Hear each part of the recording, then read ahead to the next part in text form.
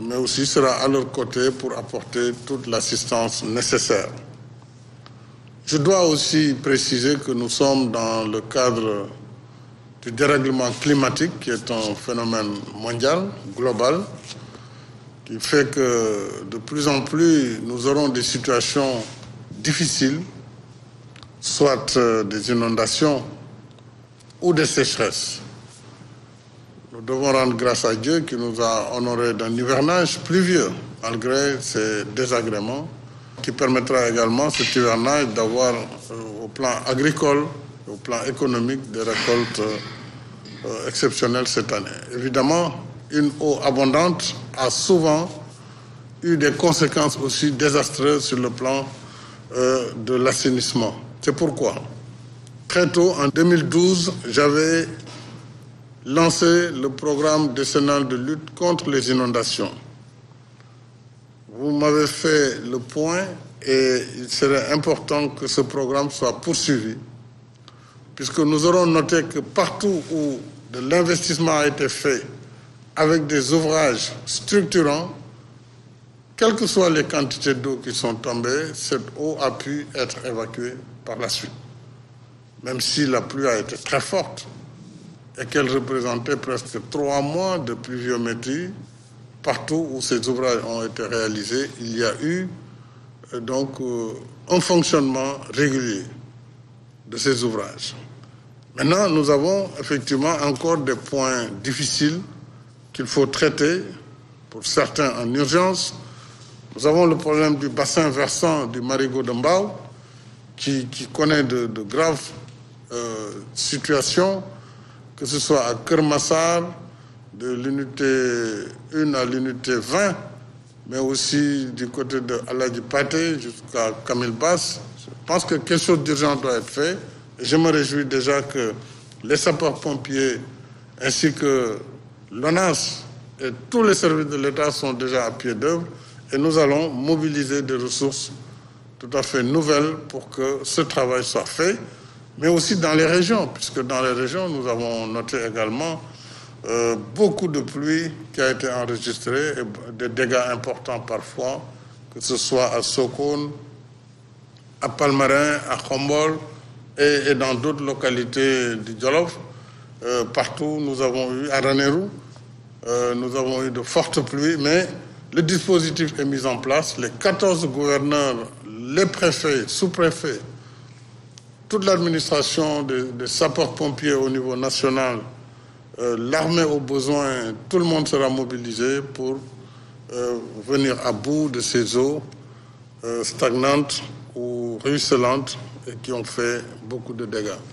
Alors, pour accompagner ces efforts, j'ai décidé de mettre en place un budget d'urgence de 10 milliards de francs CFA, dont les 3 milliards serviront d'appui direct aux populations sinistrées sur la base des rapports des gouverneurs, préfets et sous-préfets en relation avec les maires qui sont dans leur localité. Et ces 3 milliards serviront de cash transfert d'appui donc financier direct par famille, mais aussi d'achat de produits phytosanitaires, de matelas et d'appui divers. Mais aussi, il y aura une partie vivre pour des familles qui ont aussi perdu jusqu'à leur ration mensuelle.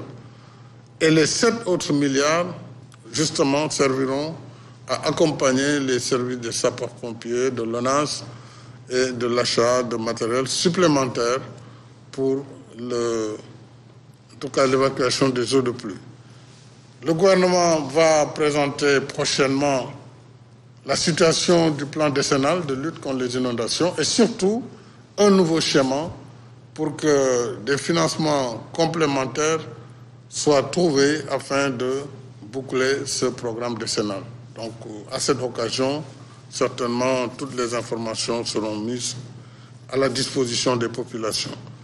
Pour terminer, puisqu'il s'agit de changement climatique, nous devons savoir que face à ces fléaux mondiaux, il y a 2 maîtres mots, à savoir l'adaptation face à ces phénomènes. Il faut que nous changions de comportement. Ce changement de comportement doit commencer par l'arrêt d'installation ou de construction sur les voies d'eau. Il faut que nous respections également les tracés des cours d'eau, qu'ils soient anciens ou moins anciens.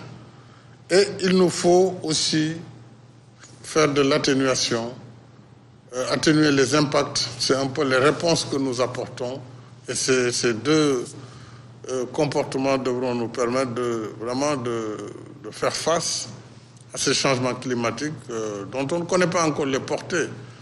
Et il y a une étude récente qui montre que jusque-là, les grandes tempêtes allaient vers l'ouest et arrivaient sur la côte est américaine. Et de plus en plus, on voit qu'il y a aussi une sorte de changement de direction.